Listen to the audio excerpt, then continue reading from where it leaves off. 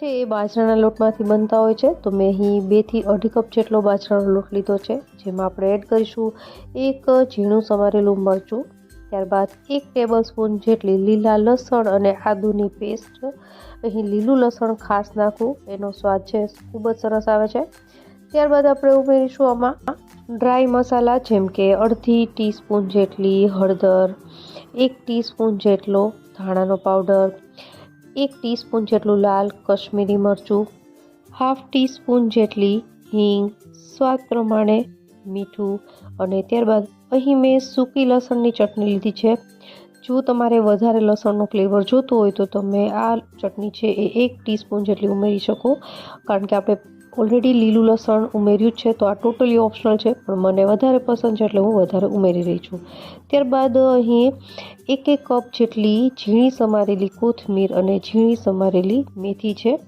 અને હવે અહીં 1 ટીસ્પૂન જેટલો જ ગોળ છે, દેશી ગોળ। આ મારા સાસુ પાસેથી મેં શીખ્યા છે, તો એની આ રેસીપી છે।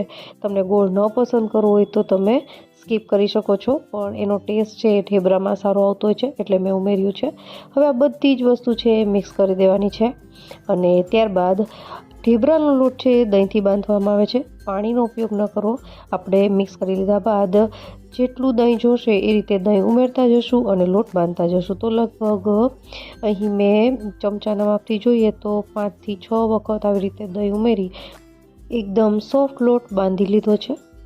ઢેબરાનો લોટ છે એ એકદમ કઠણ નહીં બાંધવાનો, નહીંતર વણી નહીં શકાય, અથવા તો વણી શકાય તો એ ફાટી જાય છે, એટલા માટે ઢેબરાનો લોટ સોફ્ટ જ બાંધવો। તો આ રીતે તમે જોઈ શકો છો કે લોટ બંધાઈને તૈયાર થઈ ગયો છે। હું આ રીતે તમને બતાવી દઉં તો આટલો સોફ્ટ લોટ જોઈએ।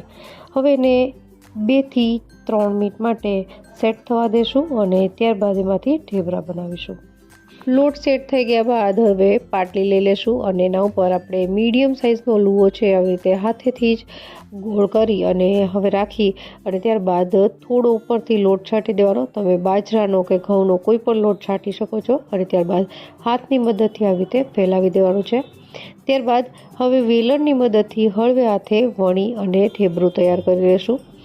બાજરાનો લોટ છે એમાંથી જ્યારે તમે ઢેબરા વણો ત્યારે ખાસ ધ્યાન રાખવાનું, તૂટી જતા હોય છે।